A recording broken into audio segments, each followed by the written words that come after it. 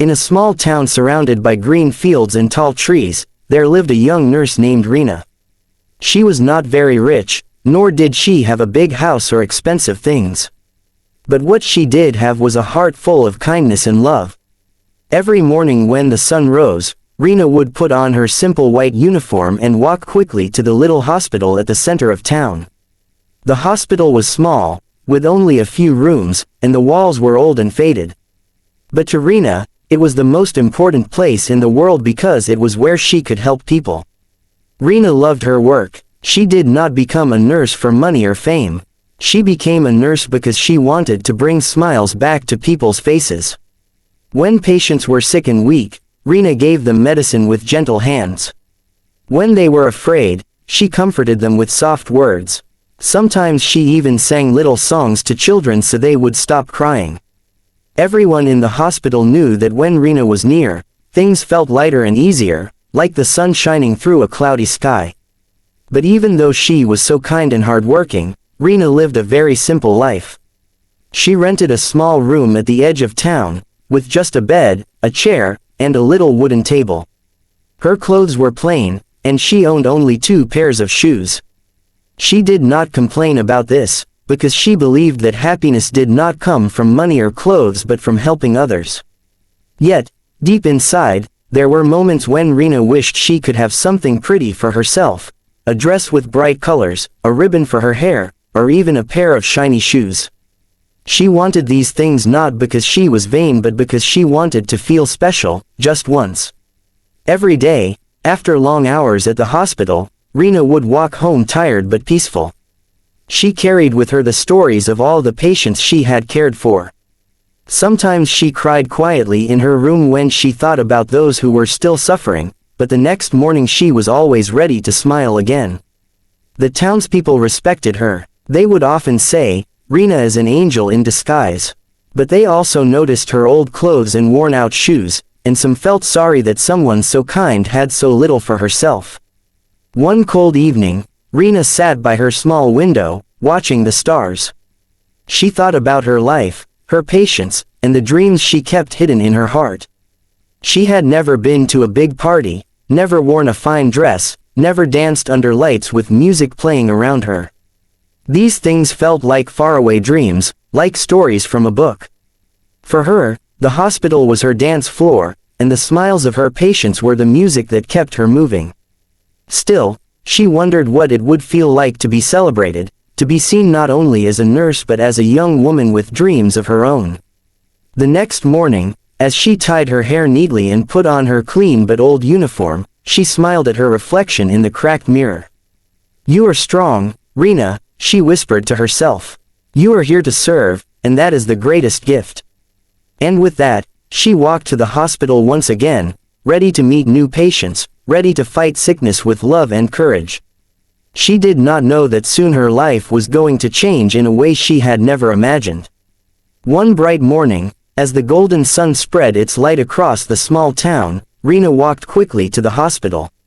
She expected another normal day of giving medicine, checking temperatures, and speaking gently to worried families.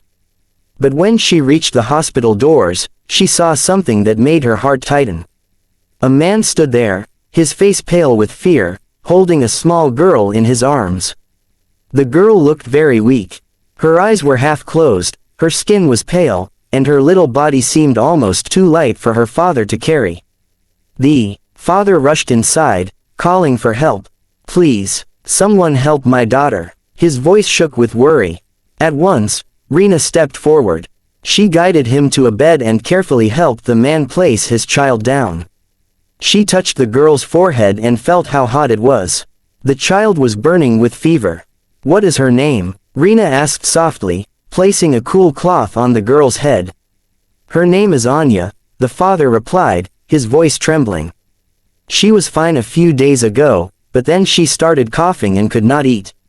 Last night her fever rose so high I thought I would lose her."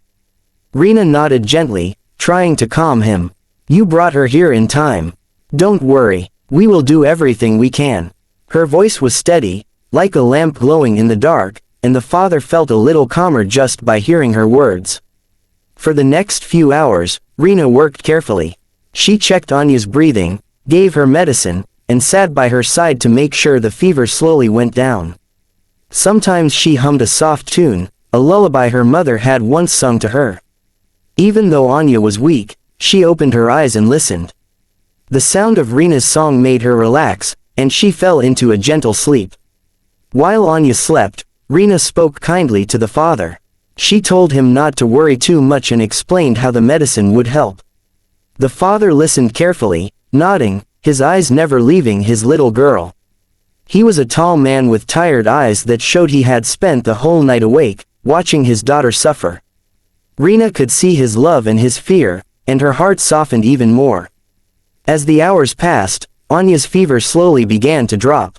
She opened her eyes and whispered weakly, "Papa." The father bent down quickly, holding her small hand in his large one. Tears filled his eyes. "I am here, my darling," he whispered. "You will be all right." Rina watched this tender moment quietly, her heart full. She had seen many patients in many families, but each story was special to her. Each sick child reminded her of the preciousness of life. She sat near Anya's bed, ready to help whenever needed. The next day, Anya was still weak, but she was able to sit up and sip some warm soup. Rina fed her slowly, spoon by spoon, speaking gently to her. "You are very brave, Anya," she said. The little girl gave a small smile, and it was like a flower blooming after a long winter. Every morning and evening, Rina checked on Anya. She cleaned her face, changed her blankets, and encouraged her to take medicine. Sometimes Anya cried because she did not like the bitter taste, but Rina would tell her funny little stories to distract her. "Do you know," Rina would say, "there is a magic bird who sings only for children who take their medicine bravely." Anya would giggle softly and then drink the medicine without protest, waiting for the imaginary bird to sing. Day by day, Anya grew stronger. Her cheeks slowly regained their color, her cough became lighter, and her eyes grew brighter. The father never forgot how patient and caring Rina was. He often stood silently near the door, watching how gently she treated his daughter. He could see that Rina cared not only as a nurse but also as if Anya were her own little sister. One afternoon, as the sun streamed into the hospital room, Anya looked at Rina and said, "When I go home, will you come visit me? You are my friend now." Rina smiled warmly and brushed Anya's hair back from her forehead. "Of course, Anya, I will always be your friend." Hearing this, the father's heart filled with gratitude. He thought of how frightened he had been when he first carried Anya into the hospital and how much calmer he felt because of this young nurse. Without Rina, his daughter might not have survived the night. By the end of the week, Anya was able to walk a few steps with her father's help. Her laughter returned, soft and sweet, filling the hospital room like sunshine. The father's eyes no longer carried the same heavy fear, they now carried hope. Rina watched them, her heart swelling with quiet joy. She did not need thanks or gifts. Seeing Anya recover was more than enough. She felt proud, not of herself, but of the strength Anya had shown. What Rina did not know was that her kindness had touched the father's heart in a way she could not imagine. He had noticed her old shoes, her worn uniform, and the way she never spoke about her own needs. He had seen the sadness in her eyes when she thought no one was looking. And he had begun to wonder if there was a way he could bring a little happiness to this nurse who had given so much. But for now, Rina's only focus was Anya. Every smile, every small step forward was a victory. She sat beside the child's bed, humming again, the same gentle tune. The father listened, realizing that her voice was not only healing his daughter but also bringing peace to his own tired heart. Days passed, and little Anya became healthier and stronger. She could now walk across the room without coughing, and her laughter once again filled the hospital halls. Her father's heart overflowed with gratitude every time he saw her smiling. Still, he often noticed the quiet figure of Rina moving around the room, tending to other patients with the same gentle care she had shown his daughter. One evening, after the doctor had checked Anya and declared that she would soon be able to go home, Rina stayed behind to tidy the room. She changed the sheets, arranged the medicines neatly, and then sat down for a moment by the window.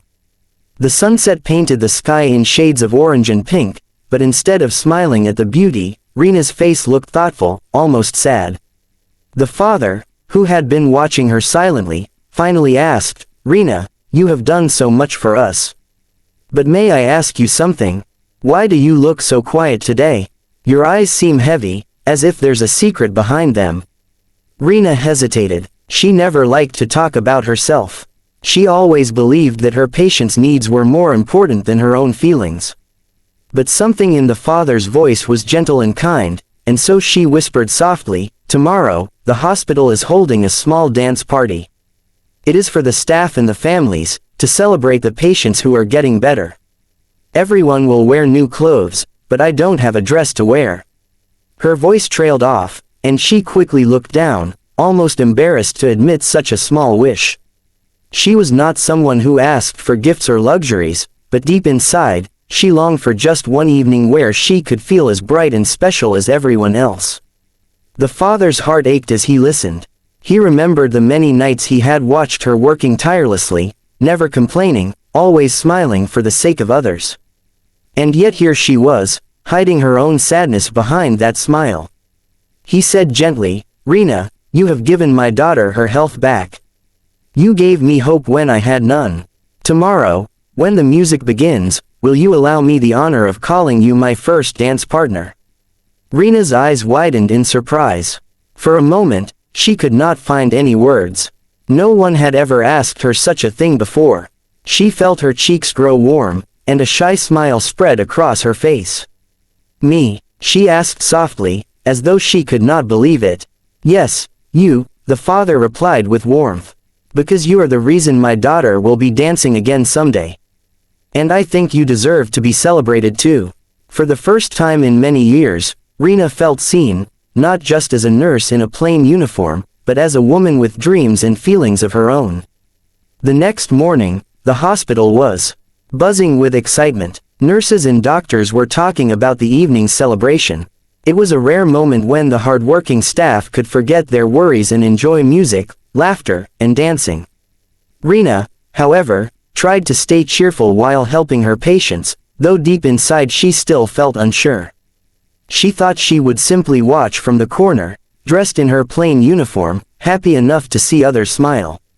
But that afternoon, as she walked past Anya's room, she found the father waiting for her with a small box in his hands. His eyes were kind, and there was a gentle smile on his face. "Rena," he said softly, "you once told me you don't have a dress for the party. I couldn't stop thinking about it. Please accept this, not as payment, but as a thank you gift from a father whose heart you saved." Rena's hands trembled as she opened the box. Inside was a beautiful dress, simple yet elegant, in a soft shade of blue that reminded her of the clear summer sky. She touched the fabric, unable to believe it was real. This is too much," she whispered, her eyes filling with tears. The father shook his head. "It is not enough. Nothing could ever be enough to repay what you have done for my daughter.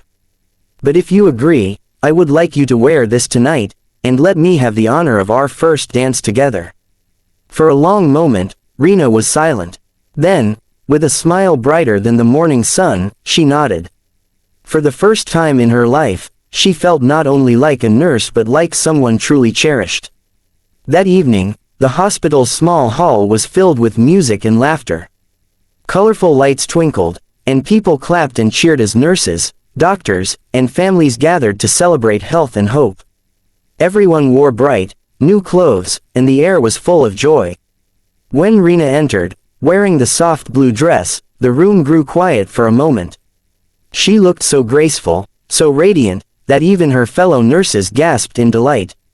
She had always been the quiet helper in the background, but tonight she shone like a star. Anya clapped her tiny hands and shouted, "Look! Nurse Rena is so pretty." Her father smiled, his eyes full of pride. He walked toward Rena and gently held out his hand. "Shall we?" he asked. With a shy smile, Rena placed her hand in his. Together, they stepped onto the floor.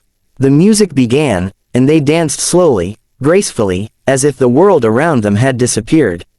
For Rena, it was more than a dance, it was a dream she had never dared to dream.